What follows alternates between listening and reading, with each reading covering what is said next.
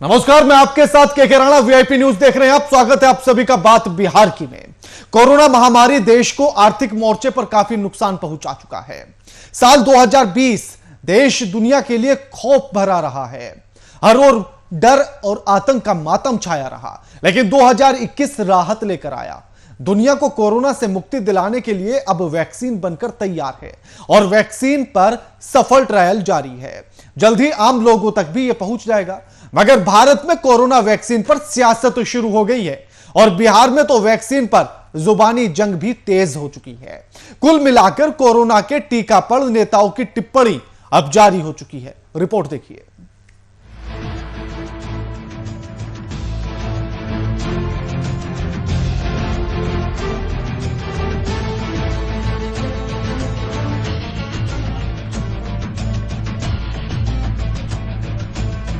Corona टीका पर टिप्पणी, वैक्सीन पर भारी अफवाहों का बाजार। कोई इसे बता रहा विदेश की साजिश, तो कोई फैला रहा है बुरे इफेक्ट्स की कहानियां। कोई नपुंसकता की कर रहा बात, तो कोई इसमें हराम और हलाल का डाल रहा है एंगल। देश में जब भी कुछ अच्छा या बुरा होता है तो लोग उसमें अपनी अपनी थ्योरी, अपनी अपनी कहानियां और अपना अपना एंगल भी जोड़ने लग जाते हैं। फिर इससे पैदा होती है अफवाह। ऐसी ही अफवाहों की जद में पहले आया कोरोना और अब कोरोना की वैक्सीन। वैक्सीन को लेकर अफवाहें फैलाई जा रही हैं। कोई इसे विदेश की साजिश बता रहा है, तो कोई इस वैक्सीन को लेने से बुरे इफेक्ट्स की कहानियां फैलाने में लगा है। कोई नपुंसकता की बात कर रहा है, तो कोई इसमें हराम और हलाल का एंगल डालने में लगा हुआ है। सोचिए जरा कि ऐसी अफवाहों का शिकार अगर राजनेता होने लगे तो आम जनता पर इसका क्या फर्क पड़ेगा। सोशल मीडिया से शुरू हुआ कोरोना वैक्सीन को लेकर अफवाहों ने अब राजनीतिक पार्टियों पर अपना असर छोड़ना शुरू कर दिया है। यूपी के सीएम ने तो वैक्सीन को बीजेपी का वैक्सीन तक बता दिया। वैक्सीन देखते ही देखते राजनीतिक रंग में तब्दील होने लगी। बयान वीरों के रोज बयान आ रहे हैं। वैक्सीन को लेकर अफवाहों का बाजार गर्म है। वैक्सीन लेने के बाद भी कोरोना हो जाएगा जैसी अफवाहों ने सोशल मीडिया के बाजार को गर्म कर रखा है। बिहार कांग्रेस के नेता ने वैक्सीन पर जो बयान दिया है उससे सियासत तेज हो गई है।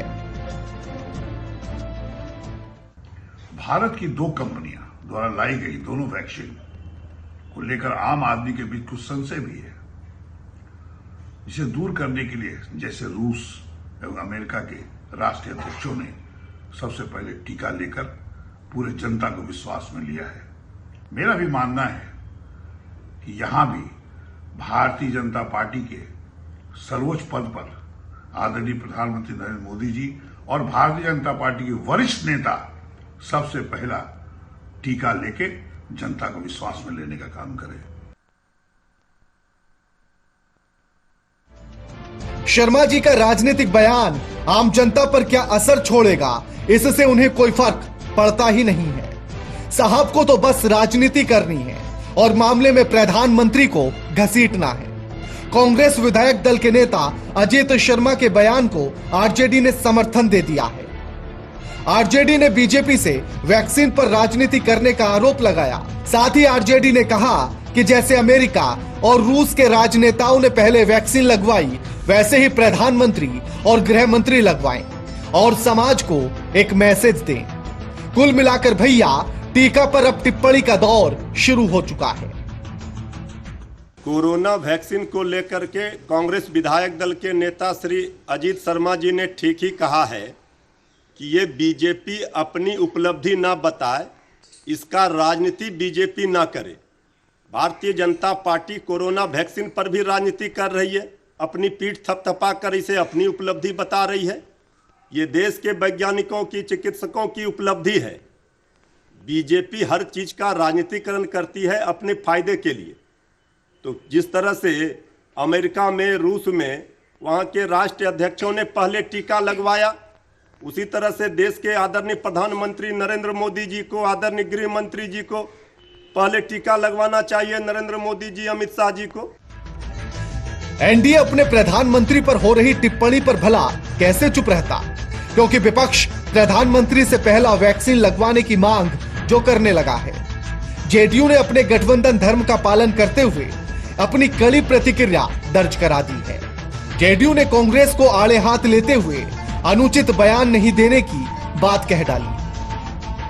जेडीयू ने कांग्रेस के बयान को गलत बयानबाजी बता दिया है।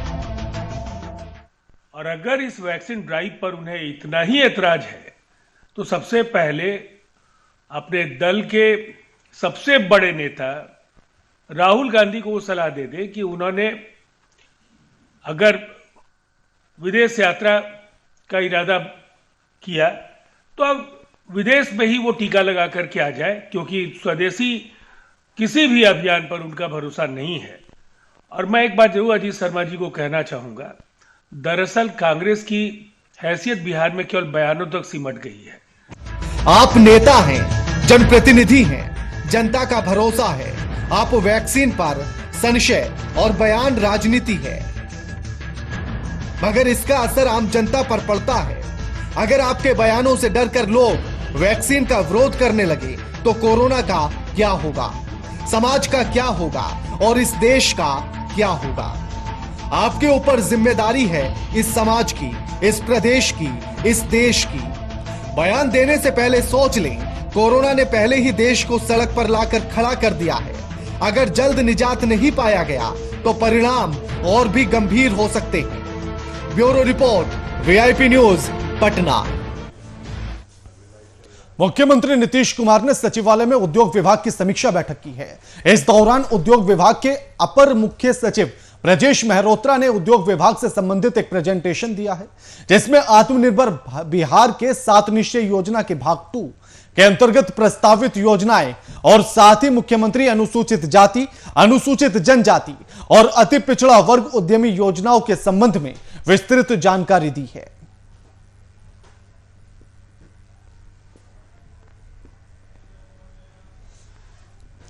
मुख्यमंत्री ने आज उद्यमी विभाग की समीक्षा बैठक की है और एक के बाद एक मुख्यमंत्री साहब समीक्षा बैठक कर रहे हैं। उसी के चलते आज जिस तरह से उद्योग विभाग की समीक्षा बैठक की गई है और साथ ही अधिकारियों को तमाम निर्देश दिए गए हैं कि आखिर उद्योग विभाग को। इस खबर पर हमारे साथ हमारे संवाददाता पटना से शशांक दुबे फोन लाइन पर जुड़ गए हैं। शशांक, मुख्यमंत्री साहब ने आज उद्योग विभाग की समीक्षा बैठक की है, पूरी जानकारी क्या कुछ है?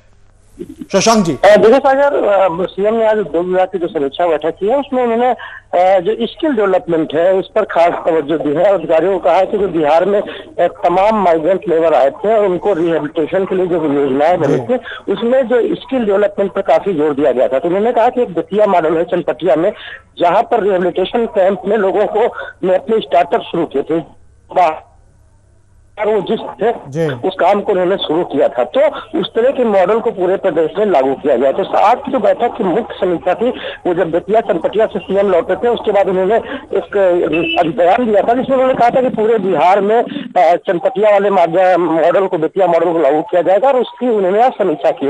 उसके अलावा उन्होंने सूक्ष्म उद्योगों को और लघु उद्योगों को बढ़ावा देने के लिए जो बिहार में तमाम योजनाएं चल रही है और खास करके स्टार्टअप योजना जिसको उन्होंने प्रोत्साहन भी देने के लिए काफी कुछ किया था सीएम ने पहली सरकार, इससे पिछली सरकारों में, तो उन्होंने इसको बढ़ावा देने के लिए अधिकारियों से कहीं ना कहीं समीक्षा की है और जो उस पर योजनाएं चल रही है उसकी समीक्षा की है।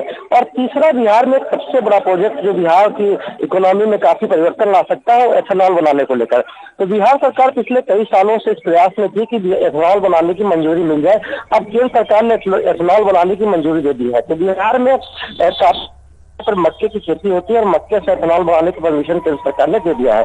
ऐसे में एथेनॉल को उद्योग के रूप में यहाँ विकसित करना, एथेनॉल प्रोडक्शन को, उसकी उन्होंने गहन समीक्षा की है। उसमें शशांक 7 निश्चय योजना पार्ट 2 का भी जिक्र किया गया है।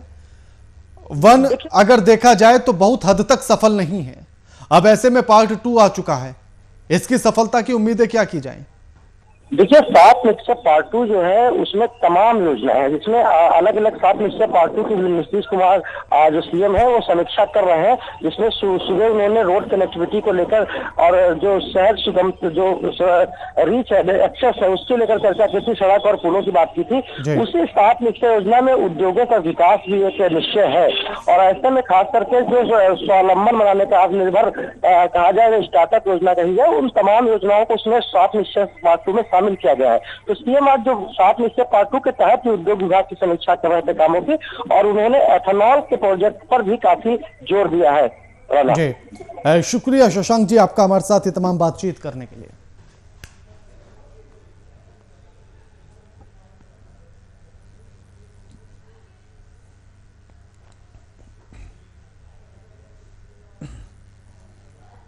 सीएम नीतीश कुमार ने आज मुख्यमंत्री सचिवालय में 7 निश्चय योजना पार्ट 2 के तहत सुलभ सुगमता योजना की समीक्षा की है।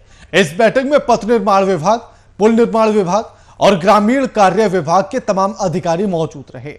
बैठक में सीएम ने सभी जिला मुख्यालयों को बाईपास सड़कों से जोड़ने और शहरों में जाम से मुक्ति दिलाने के लिए फ्लाईओवर के निर्माण और सड़कों के सुदृढ़ीकरण की समीक्षा की है। सीएम ने पथ निर्माण विभाग को आदेश दिया है कि जल्द से जल्द सभी मुख्यालयों को बाईपास सड़क बनाने का काम शुरू कर दिया जाए, उनको जोड़ने का कार्य शुरू कर दिया जाए।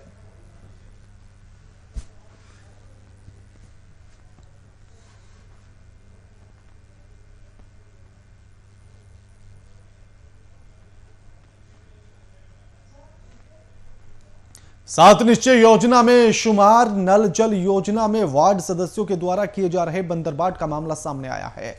मामला मोतिहारी का है, जहां वार्ड सदस्य और ठेकेदार की मिली भगत से योजना के नाम पर घटिया किस्म का टावर खड़ा कर दिया गया, जिस पर टंकी तो दिख रही है लेकिन टंकी में पानी नहीं है।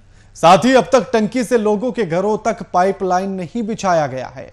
ग्रामीणों ने योजना के वार्ड सदस्य पर पैसे का बंदरबाट कर योजना का लाभ देरी से देने का आरोप लगाया है।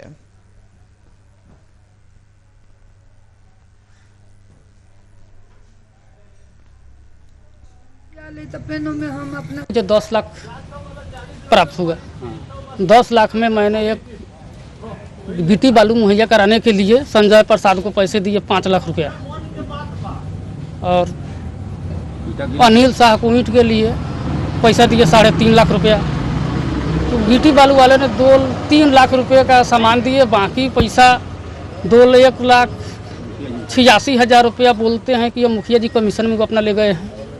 ईंट वाले को 3.5 लाख रुपया दिया था, उसमें से 2,40,000 का सामान मिला है, बाकी 1.5 लाख रुपया अनिल शाह कहते हैं कि मुखिया जी वो अपने कमीशन में ले गया। 14 लाख के। अच्छा, तो उसमें कैसे कैसे पेमेंट किसको की?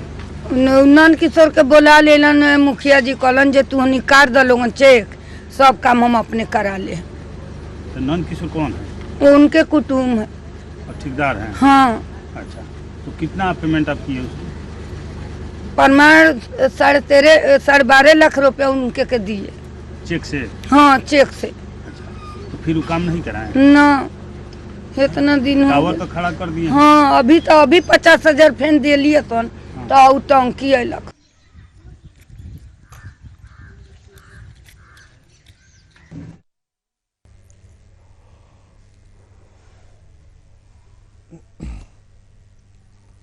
पटना में आयोजित प्रेस वार्ता में जाप प्रमुख पप्पू यादव ने कोरोना के वैक्सीनेशन पर मौजूदा सरकार पर निशाना साधा है।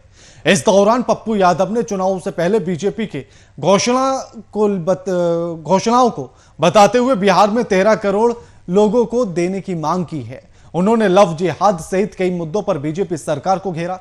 इसके साथ ही 23 जनवरी को जाप के युवा सभागार के द्वारा राजभवन मार्च और 26 जनवरी को कृषि कानून के विरोध में राज्य के सभी जिलों पर ट्रैक्टर रैली निकालने की बात कही है।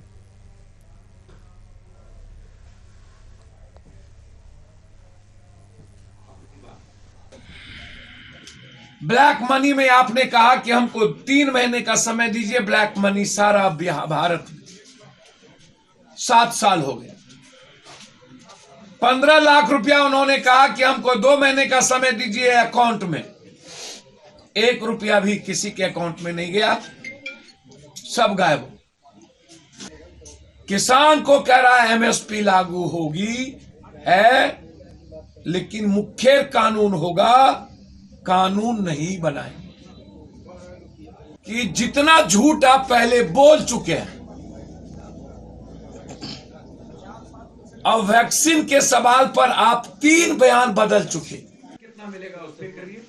हम चाहेंगे युवा अध्यक्ष जी और प्रदेश अध्यक्ष जी के साथ अपनी बात।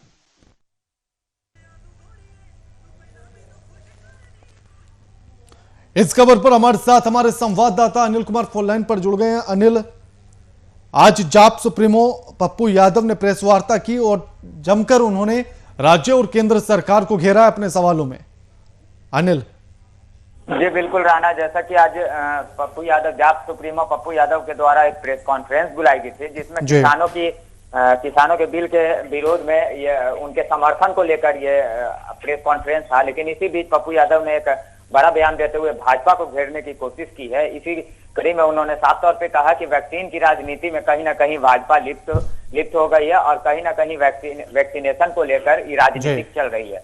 वैसे अगर कहें तो अगर देखा जाए तो पक्ष और विपक्ष जो है दोनों इस उहापोह में पड़ गए हैं और विपक्ष जो है सरकार को कहीं ना कहीं केंद्र सरकार को घेरने की कोशिश भी कर रहे हैं। तो ऐसे में पप्पू यादव का ये बयान कहीं ना कहीं ये दर्शाता है कि विपक्ष जो है वो कहीं ना कहीं हावी होता जा रहा है और हावी होने की कोशिशें भी उनकी तेज हो गई है, ताकि टीकाकरण की राजनीति इसको हम कह सकते हैं। यानी कि हिंदुस्तान में कुछ भी हो अनिल, उस पर राजनीति ना हो तो ये हो नहीं सकता है। अब वैक्सीन आ गया है तब भी राजनीति, जब वैक्सीन नहीं आया था तब भी राजनीति, और दोनों तरफ से सत्ता पक्ष भी और विपक्ष भी घेरने की कोशिश करते हैं। तो अब ऐसे में अगर देखा जाए तो जहां पूरे विश्व में इस महामारी को लेकर एक अफरा तफरी का माहौल था, वहीं कुछ देशों ने इस पे वैक्सीन बनाकर अपनी कामयाबी भी हासिल की है। वहीं अगर भारत की बात करें तो भारत में भी वैक्सीनेशन का जो है वैक्सीन का वैज्ञानिकों ने जो सफल परीक्षण करते हुए उसका एक वैक्सीन तैयार किया है, 2 डोज वैक्सीन को तैयार किए हैं। तो ऐसा में कहीं ना कहीं इनकी उपलब्धियों को गिनाना चाहिए, पक्ष हो या विपक्ष हो। लेकिन यहाँ पे वैक्सीन को लेकर राजनीति कहीं ना कहीं इस बात को दूसरी ओर घुमा रही है। तो अगर ये ना भाजपा बना सकती है ना ही पक्ष बना सकती है। अगर हम कहें पक्ष और विपक्ष ने वैक्सीन नहीं तैयार किया है। वैक्सीन को तैयार करने वाले हमारे भारत के वैसे वैज्ञानिक हैं जिन्होंने अपने मेहनत का एक सफल परीक्षण दिया है। तो ऐसे में पक्ष और विपक्ष दोनों को इसका बाकायदा उनका ये करना चाहिए, उनका शुक्रगुजार होना चाहिए कि हाँ जल्द से जल्द इस महामारी से पूरे भारत को निजात मिलने वाली है। तो ऐसे में राजनीति कहीं ना कहीं दूसरी ओर मुड़ने को तैयार है और कहीं ना कहीं पक्ष और विपक्ष इसी में लिप्त होते जा रहे हैं। जी राणा, शुक्रिया आपका अनिल, हमारे साथ ये तमाम बातचीत करने के लिए।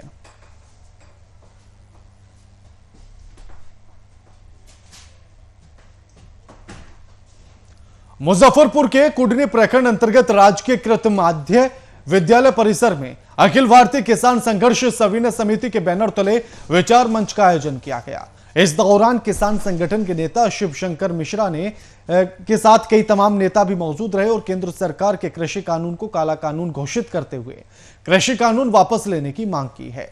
इसके साथ ही संगठन के द्वारा राज्य सरकार से नए बिजली बिल को वापस लेने की मांग की गई है। कितनों भी दिक्कत पैदा करे, कितनों भी ढंग को उसको विरोध करे, हम उसको हर हालत में लड़ेंगे और अंतिम सीमा तक उसको ले जाएंगे। जब तक ये कानून को लौटाएगा नहीं तीनों कानून को, तब तक हम लोग लड़ते रहेंगे। हर हालत में उसको हासिल करना है, उसको हम किसी कीमत पर होने नहीं देंगे, उनकी मनमानी नहीं चलने देंगे। किसान आंदोलन के पक्ष में काम करता हूँ। समिति इस किसान आंदोलन के आलोक में आज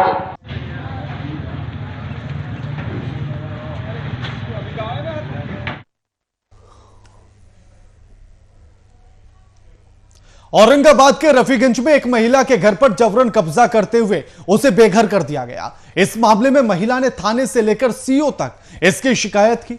साथ ही पीड़ित महिला आज कलेक्ट्रेट पहुंची है, जहां उसने डीएम से गुहार लगाई और अपने साथ इंसाफ की मांग की है। अवैध तरीके से मेरे घर को कब्जा कर लिया है 25 अक्टूबर को, और हम घर से बेघर बच्चों के साथ अपने पार्ट की तरह जिंदगी काट मैं न्याय चाहती हूँ कि मेरा घर वापस किया जाए और उसे घर से बाहर।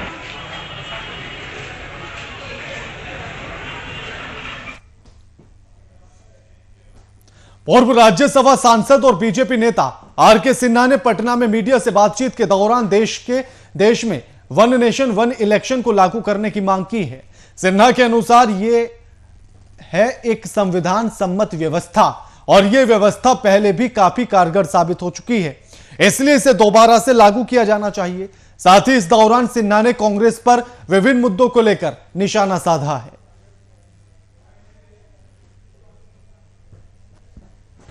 वन नेशन वन इलेक्शन की व्यवस्था कोई नई नहीं है, संविधान सम्मत व्यवस्था है और यह व्यवस्था पहले 4 आम चुनावों में बिल्कुल ठीक से चली।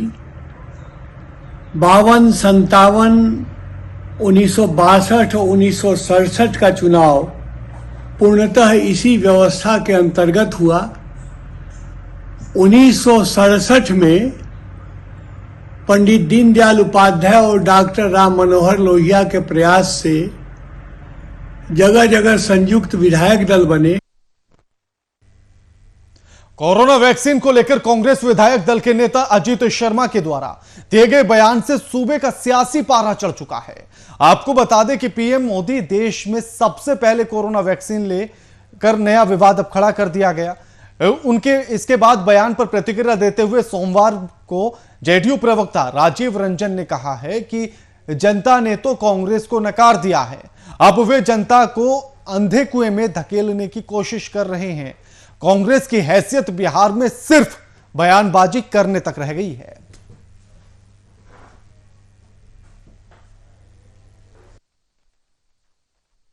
जनता ने नकार दिया, इसका मतलब यह कतई नहीं है कि कांग्रेस राज्य को अंधे कुएं में धकेलने की कोशिश करे। अजीत शर्मा ने पहले शराबबंदी को लेकर के एक शर्मनाक बयान दिया और उसके बाद अब वैक्सीन पर जो ताजा बयान है कांग्रेस के रवैये को प्रदर्शित करता है। दरअसल उन्हें इस बात की जानकारी नहीं है कि करोड़ों लोगों ने इस पहल का स्वागत किया है जिसमें पहले हेल्थ वर्कर्स और फ्रंटलाइन वर्कर्स को वैक्सीन के टीके लगेंगे।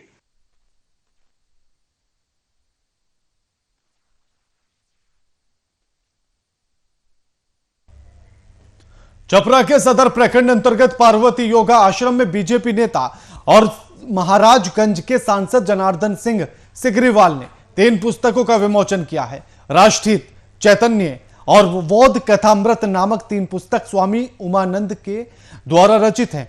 इस पुस्तक के संबंध में सांसद ने अपनी प्रतिक्रिया जाहिर करते हुए पुस्तक को एक दिशा प्रदान करने में सहायक होने की बात कही है।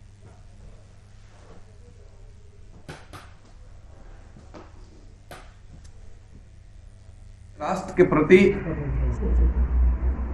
समर्पण से लेकर के और राष्ट्र का हित अपने जीवन में कैसे कर सकते हैं, इसका संकल्प और यह काम इन पुस्तकों के माध्यम से हमें मिलती है। पुस्तकों के बारे में